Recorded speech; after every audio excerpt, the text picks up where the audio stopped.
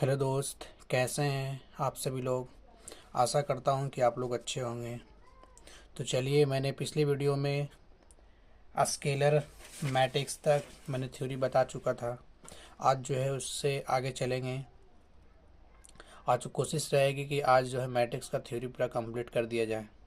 तो चलिए क्लास को स्टार्ट करते हैं। क्लास को स्टार्ट करने से पहले जो भी मेरे चैनल पर जुड़े हुए हैं, आपसे रिक्वेस्ट है, प्रार्थना है कि मेरे चैनल को सब्सक्राइब कर लें, लाइक कर लें और ज़्यादा से ज़्यादा तक अपने दोस्तों तक इस वीडियो को शेयर करें। शुक्रिया। चलिए क्लास को स्टार्ट करते हैं। अब देखिए, आज चलेंगे यूनिट या आइडेंटिटी मैट्रिक्स क्या होता है। देखिए इसमें क्या बताया है, इसमें है कि a square matrix in which non diagonal element is zero and every diagonal element is one is called unit matrix या आइडेंटिटी मैट्रिक्स। कहने का मतलब है कि वैसा स्क्वायर मैट्रिक्स जिसका जिसका नन डायगोनल एलिमेंट ज़ीरो होता है और डायगोनल एलिमेंट क्या होता है, एक होता है, उसे बोलते हैं यूनिट मैट्रिक्स या आइडेंटिटी मैट्रिक्स बोलते हैं।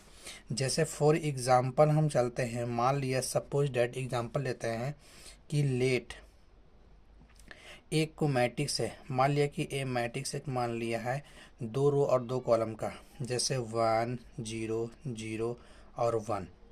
देखिए तो 2 रो और 2 कॉलम का एक मैंने मैट्रिक्स माना है 1 0 0 और 1। देखिए तो इसका डायगोनल एलिमेंट क्या है, डायगोनल एलिमेंट 1 है, बाकी नॉन डायगोनल एलिमेंट क्या है, 0 है। तो इसे हम लोग बोलेंगे क्या, यूनिट मैट्रिक्स या आइडेंटिटी मैट्रिक्स बोलेंगे। चलिए एक और एग्जांपल लेते हैं। मान लिया कि एक मैट्रिक्स बी है 1 0 0 0 1 0 0 0 1, ये एक मैट्रिक्स मान लिया। ये जो मैट्रिक्स आपका दिया हुआ है, ये 3 रो और 3 कॉलम का एक मैट्रिक्स है, 3 रो और 3 कॉलम का मैट्रिक्स। तो यूनिट या आइडेंटिटी मैट्रिक्स में आपका ये बोलता है कि वैसा स्क्वायर मैट्रिक्स जिसमें नन डायगोनल एलिमेंट होना चाहिए 0 और डायगोनल एलिमेंट क्या होना चाहिए 1। तो देखिए तो इसमें डायगोनल एलिमेंट क्या 1 है कि नहीं है, बाकी जो इधर इधर शेष बच रहा है ये सब नन डायगोनल में आ जाएगा। तो नन डायगोनल एलिमेंट क्या हो गया, सब 0 है, लेकिन डायगोनल एलिमेंट क्या है 1 है। इसको क्या बोलेंगे, यूनिट मैट्रिक्स या आइडेंटिटी मैट्रिक्स। क्लियर। चलिए अब नेक्स्ट चलते हैं, इक्वल मैट्रिक्स। देखिए क्या है, लेट टू मैट्रिक्स, मान लिया 2 मैट्रिक्स है, एक मैट्रिक्स का नाम ए है, दूसरे का मैट्रिक्स का नाम है बी है, और दोनों को मान लिया हमने इक्वल मैट्रिक्स। देखिए एग्जांपल से समझते हैं। एग्जांपल क्या है, देखिए मान लिया कि फॉर एग्जांपल लेट, माना कि एक मैट्रिक्स है, मान लिया कि एक मैट्रिक्स है, मान लिया A1, दूसरा का B1, फिर है C1, फिर है D1। एक मैट्रिक्स ही मान लिया है, जो 2 रो और 2 कॉलम का एक मैट्रिक्स मान लिया। एंड एक और मैट्रिक्स मानेंगे B बराबर A2 B2 C2 और D2। ये भी 2 रो और 2 कॉलम का मैट्रिक्स है। हमें बनाना है इक्वल मैट्रिक्स, तो यहाँ पे लिखेंगे चूँकि इक्वल मैट्रिक्स। तो इक्वल मैट्रिक्स कैसे होगा, ए मैट्रिक्स और बी मैट्रिक्स दोनों को बराबर कीजिए। तो ए बराबर क्या करेंगे बी। ए का मान कितना है, ए का मान दिया है A1 B1 C1 और D1। और बी मैट्रिक्स कितना दिया हुआ है, बी मैट्रिक्स है A2 B2 C2 और D2 है। ठीक है, तो इसीलिए अब देखिए तो ये जो तुम आपका है मैट्रिक्स A1 जो है वो A2 के बराबर, B1 जो है B2 के बराबर, C1 जो है वो C2 के बराबर और D1 किसके बराबर, D2 के बराबर। तो यहाँ पे लिखेंगे A1 बराबर A2 और B1 बराबर B2। उसके बाद C1 बराबर C2 और D1 बराबर क्या हो जाएगा D2। ये आपका हो गया इक्वल मैट्रिक्स। क्लियर। चलिए अब आगे बढ़ते हैं। आगे क्या है, आगे देखिए। अब नेक्स्ट आते हैं एडिशन मैट्रिक्स, बड़ी इंपॉर्टेंट है। देखिए एडिशन मैट्रिक्स किसे कहते हैं, तो लेट मान लिया दो गो मैट्रिक्स है, एक मैट्रिक्स ए है, दूसरा का मैट्रिक्स क्या है, बी है। ठीक है, एक मैट्रिक्स ए है, दूसरा का बी है, दोनों को बोला है ये एडिशन मैट्रिक्स है। चलिए एग्जांपल से समझते हैं। एग्जांपल मान लिया फॉर एग्जांपल कि लेट एक मैट्रिक्स मानते हैं, मान लिया कि ए मैट्रिक्स है कि A1 B1 C1 और D1, जो दो रो और दो कॉलम का एक मैट्रिक्स है। क्लियर है। अब देख लीजिए एक और मैट्रिक्स मानते हैं, B बराबर मान लिया A2 B2 C2 और D2 है। दोनों को हमें बनाना है एडिशन मैट्रिक्स, ठीक है ना। यहाँ पे लिखेंगे चूंकि एडिशन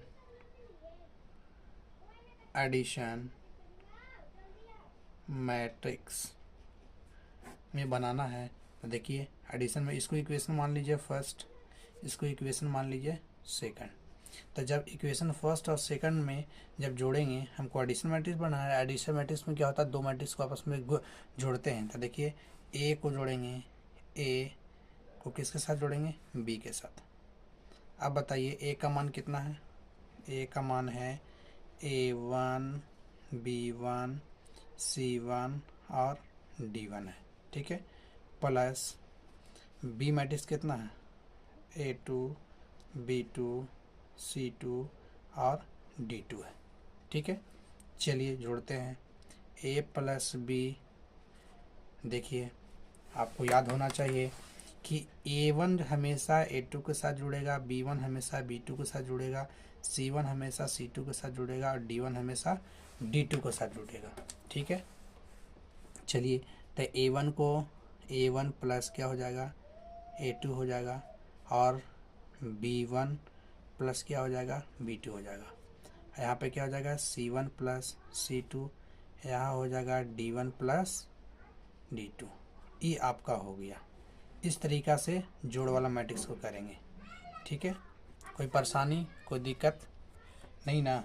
तो चलिए अब आगे की ओर चलते हैं, आगे की ओर चलते हैं।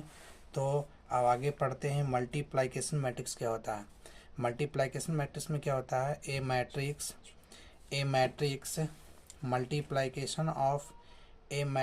Multiplication of a number all element is called multiplication matrix. मतलब एक ऐसा मैट्रिक्स है जिसके सारे एलिमेंट को किसी एक नंबर के साथ गुना किया जाता है, उससे बोलते हैं मल्टीप्लिकेशन मैट्रिक्स कहते हैं। जैसे फॉर एग्जांपल मान लिया एग्जांपल कि लेट एक मैट्रिक्स मान लिया, सपोज डेट मान लिया मैट्रिक्स मान लिया मेरा है ए है बी है सी है और ये डी है। इसको मान लिया इक्वेशन फर्स्ट मान लिया। यहाँ पे क्या है, इसको हमको मल्टीप्लिकेशन मैट्रिक्स बनाना आता है। यहाँ पे करेंगे जैसे मान लिया, चूँकि यहाँ पे लिखेंगे ए बराबर एक मैट्रिक्स है, ए है बी है सी है और डी है। इसको हमको के से गुना करना है। यहाँ पे लिखेंगे मल्टीप्लिकेशन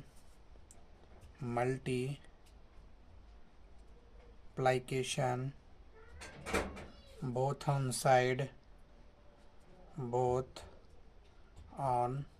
साइड बाय के इनविगेट।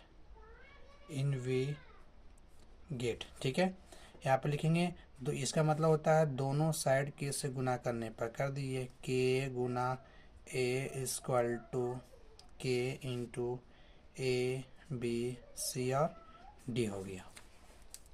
अब क्या करेंगे, के को ए में गुना करेंगे तो बन जाएगा ए के बराबर। इस के को याद रखना, मल्टी मैट्रिक्स में नियम होता है कि जब भी गुना करेंगे तो मैट्रिक्स के अंदर जितना भी एलिमेंट रहेगा सबके साथ ये गुना होगा। तो हमें ए बी सी डी एक मैट्रिक्स है, इस मैट्रिक्स के अंदर के से गुना करना, तो के को सब में गुना में करें, सबके साथ गुना करेंगे। तो ए को के में गुना करेंगे तो क्या हो जाएगा, यहाँ पर हो जाएगा ए के, यहाँ पर हो जाएगा बी के, यहाँ पे हो जाएगा सी के, यहाँ पे हो जाएगा डी के हो जाएगा। ये आपका इस तरीक़ा से गुना किया जाता है। कोई परेशानी कोई दिक्कत नहीं ना। तो चलिए अब नेक्स्ट चलते हैं। नेक्स्ट क्या है कि प्रोडक्ट ऑफ टू मैट्रिक्स, मतलब प्रोडक्ट ऑफ टू मैट्रिक्स का मतलब होता है दो मैट्रिक्स को आपस में गुना कैसे किया जाता है। तो देखिए यहाँ पर दिए हैं, मान लिया कि दो मैट्रिक्स लिए, ए मैट्रिक्स ए मान लिया, दूसरा का बी मान लिया, दोनों को आपस में हम गुना कर रहे हैं। तो गुना करेंगे तो इसको बोलेंगे प्रोडक्ट ऑफ टू मैट्रिक्स। जैसे फॉर एग्जाम्पल, मान लिया, एग्जाम्पल लिख लेते हैं।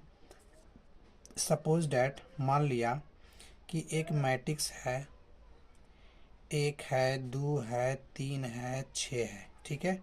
और एक और मैट्रिक्स मान लिया है, बी बराबर एक मैट्रिक्स मान लिया, छः है, तीन है, ये चार है, ये पाँच है, ठीक है। और दोनों मैट्रिक्स को आपस में गुना करना, तो यहाँ पे लिखेंगे ए को बी के साथ गुना करेंगे। तो ए मैट्रिक्स कितना है, एक है, दो है, तीन है, छः है। और बी मैट्रिक्स कितना है, छः है, तीन है, चार है और पाँच है। आपको पता है ना कि इसको ये रो होता है, ये रो होता है, रो को हम कॉलम में गुना करेंगे। क्लियर।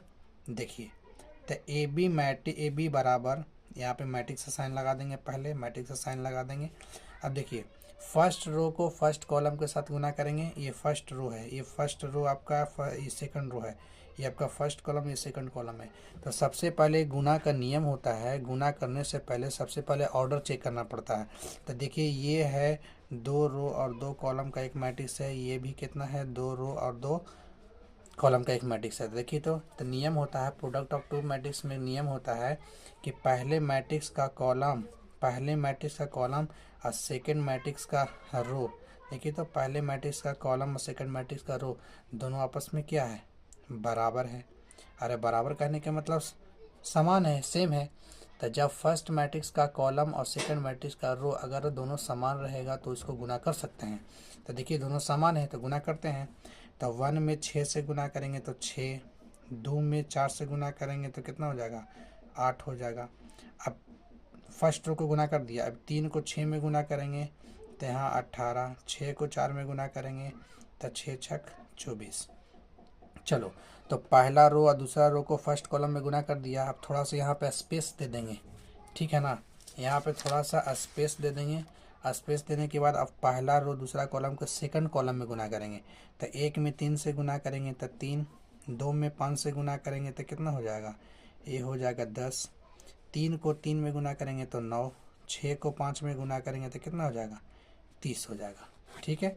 तो देखिए ए बी बराबर क्या हो जाएगा, 8 6 14 हो जाएगा, 24 18 कितना हो जाएगा, 8 4 12 के दो हाथ में 1 2 1 3 1 कितना हो जाएगा, 4 हो जाएगा।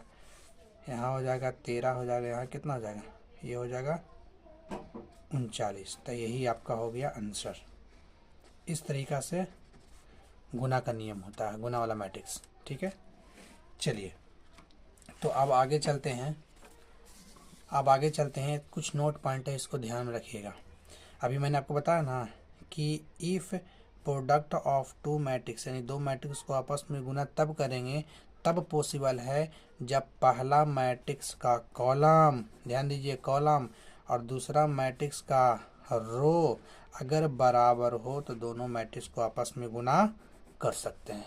इसको फेयर में ऐड कर लीजिएगा बहुत बढ़िया से, ध्यान में रखिएगा कि दो मैट्रिक्स को आपस में गुना तब करेंगे, तब पॉसिबल है जब पहला मैट्रिक्स का कॉलम और सेकंड मैट्रिक्स का रो अगर बराबर हो तो दोनों मैट्रिक्स को आपस में गुना करेंगे, ठीक है। चलिए अगला क्या है नोट पॉइंट, मैट्रिक्स में रो हमेशा हॉरिजॉन्टल लाइन में होता है, इसे आर से, एम से और आई से सूचित करते हैं, ठीक है। ठीक, आगे देखिए नोट पॉइंट, मैट्रिक्स में जो कॉलम होता है, कॉलम हमेशा वर्टिकल लाइन में होता है और इसे हम लोग सी से, एन से और जे से सूचित करते हैं, ठीक है। यहाँ तक तो समझ में आई ना बात, ठीक है। बाकी कल से जो है आपका मैथ स्टार्ट हो जाएगा।